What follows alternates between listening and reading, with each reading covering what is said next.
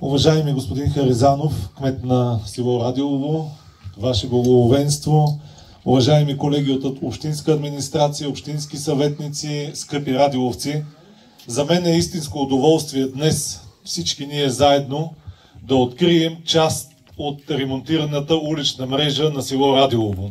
Радвам се, че след като успяхме, благодарение на държавата, да се ремонтира главната на село Радилово, сложихме ново LED осветление, общинска администрация намери сили и средства да направи редица основни ремонти на улиците в село Радилово.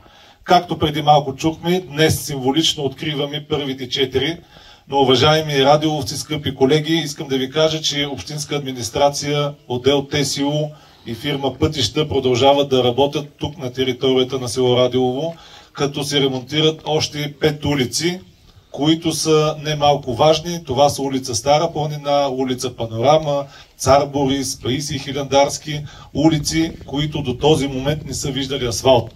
И силно се надявам, че докато дойде есенно-зимния период, тези улици ще бъдат готови и радиловци ще могат да се движат по нови асфалтирани улици.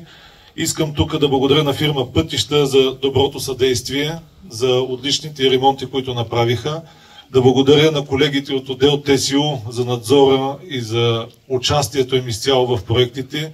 Разбира се, на Благой Харизанов, който всекидневно е свързан с проблемите на селото и е до фирмата и разбира се до нашото, той все пак е част от общинска администрация.